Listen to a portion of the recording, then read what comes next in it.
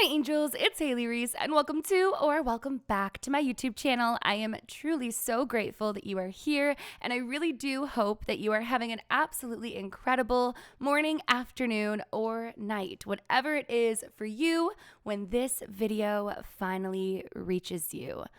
Honestly, you guys, I cannot believe that I'm actually sitting here discussing this today and talking about the fact that TikTok is officially banned in the United States.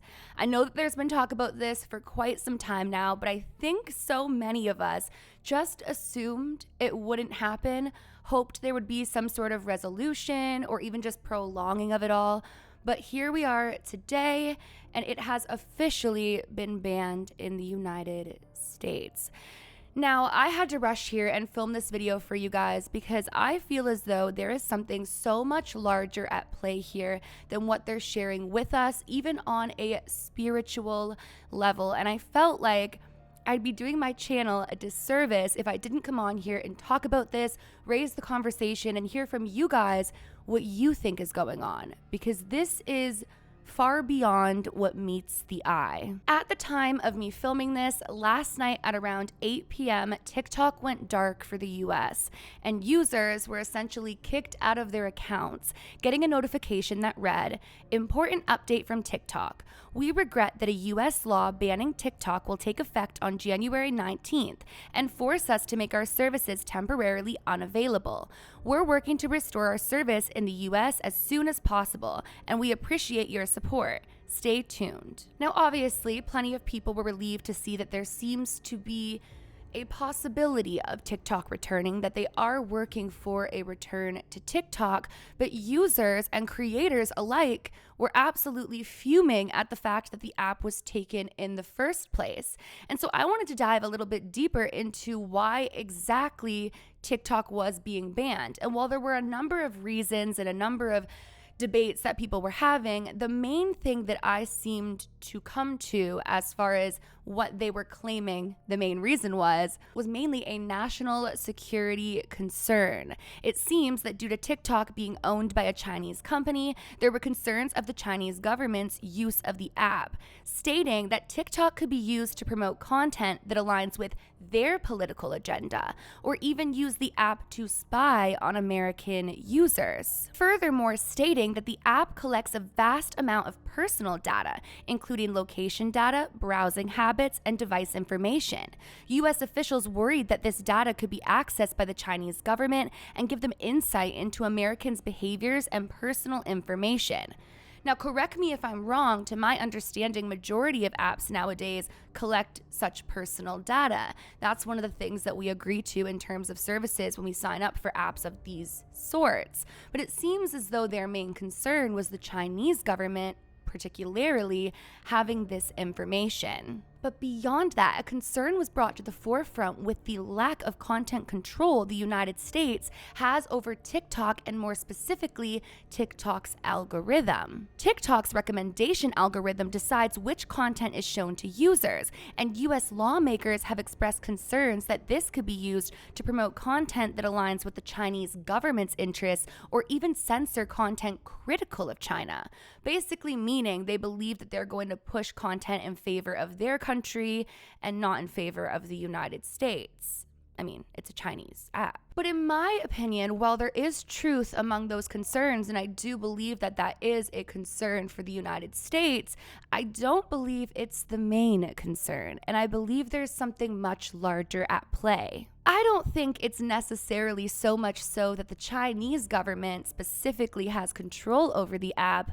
I think it's more so that the United States does not have control over the app. So for those of you who don't know, personally, I'm born in Canada, so I'm a Canadian citizen, and interestingly enough, over the past little while, we've been experiencing a ton of censorship here for us. If somebody posts an article pertaining to another country and I go to click it, I'm not allowed to see that article because it doesn't pertain to Canada. There's been a real control over what Canadian citizens are allowed to see news-wise outside of our own country, or more specifically, outside of what our country wants to show us.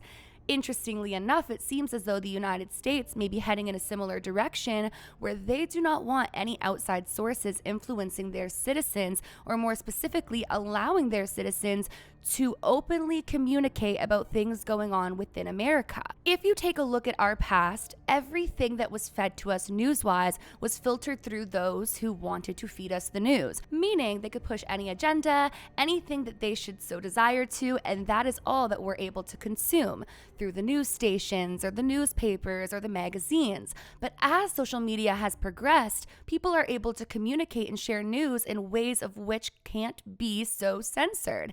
And this is a real concern to those pushing a specific agenda. You guys know that here on my channel this year, we've been diving into some of the craziest things across our world, the craziest theories, the craziest projects, the things behind the scenes that we weren't meant to know. And I will be honest with you, a lot of these things I've been learning about lately have been brought to me through TikTok, a space that is able to share these types of things with us freely and openly, and on a platform that doesn't censor it, or more so shadow ban it for spreading that truth. So if we take a look at a country that's trying to control what their citizens are consuming, or more so what their citizens are being told, and there's an app that gives them absolutely no control over the algorithm, over the freedom of speech, and over what is being shared on it, that does raise a concern for their specific agenda. And therefore, it would make more sense for them to cut it off and to cut the American people off from essentially the outside world news. I think it's really concerning that there is a push for us to only be shown what our specific leaders want to show us.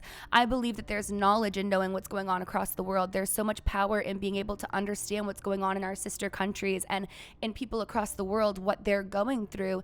And if we are cut off and only being shown what they want to show us, it makes me question the authenticity of the news I'm receiving. Another thing that I've been thinking about heavily is back in the day, and I'm talking like the day before TikTok, so not like ancient days, but prior to TikTok, there were much less people attempting to be content creators. And what I mean by this is it seemed like a much bigger task for somebody working a daunting job or long hours to go and set up a YouTube account and start posting long form content. But suddenly with TikTok, people working normal jobs, people working busy lives were able to share parts of themselves and grow platforms. But beyond that, they were able to spread knowledge, share videos of things that they're seeing, share footage of events that are happening in our world, and we're able to see it for the first time from people to people. It was a community of just the world, if that makes sense. Not just influencers, not just people trying to make it, just people showing you their day-to-day lives and people sharing their experiences. And through this, so many things have come to light. So many things. We are living in a highly, highly spiritual time, and the darkness is being brought to light, and that scares a lot of people hiding in the darkness. It is a very, very scary time for them because the good is finally going to prevail and the darkness is going to be shown for what it is. We see it happening in the news right now. We see certain trials taking place that are bringing that darkness to light. And TikTok was a space where a lot of that darkness was being shown for exactly what it was. So it makes you wonder, what do they have to hide that they're so afraid we would discover? I mean, you even look at all of these recent documentaries. There is no sleuth like a TikTok sleuth. These people are able to find things, to learn things, to discover things and uncover things. And I think that scares those in power. On the bright side, I will say I did see that there is a chance that TikTok will be, I think, reinstated as of Monday, I had seen. Fingers crossed for you guys. I'm in Canada, so I still have access to TikTok, but I will say it will not be the same without America on it. It's not the same. So for me, I want America to be able to have access to TikTok as well. And for those of you who may be wondering what it looks like on our end, none of the American content creators' accounts are deleted. All of their content is still there. And in fact, it's still for now showing up on my For You page for me. I guess it's just more so they won't be able to ever post again as of now. Nonetheless, I really do think it's more than just a security threat to the US. I think it's just an overall threat. There's too much freedom in TikTok right now, and I think that it scares those in charge. But I really want to know what you guys think of it, because when things like this happen, it makes us question, where our world is heading, how we look at those in power, and what we can do to keep awakening. Because that is the scariest thing to those who want to keep us asleep, is when we start waking up as a mass. That's when they are going to be very, very afraid, because blinders have been put on us for a very long time, and they are finally coming off. We are seeing the evil in the world and calling it on it. We are seeing the good in the world and embracing it and uplifting it. I actually saw the other day, this girl on TikTok was saying how she had watched this video of somebody bashing someone. It was like this whole canceling video.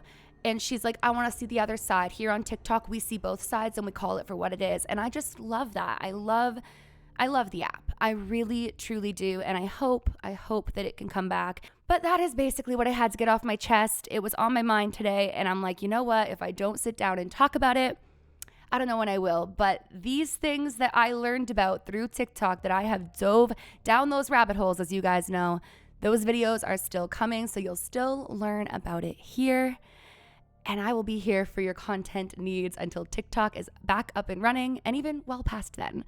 So with that being said, if you are new to my channel or you are just not yet subscribed, but you enjoy my content, I would truly, truly, truly appreciate it more than you would ever know if you would go ahead and click that subscribe button. And please give this video a big thumbs up if you did enjoy it. Remember, my loves, do all things with kindness. And until next time, I love you. Bye, guys.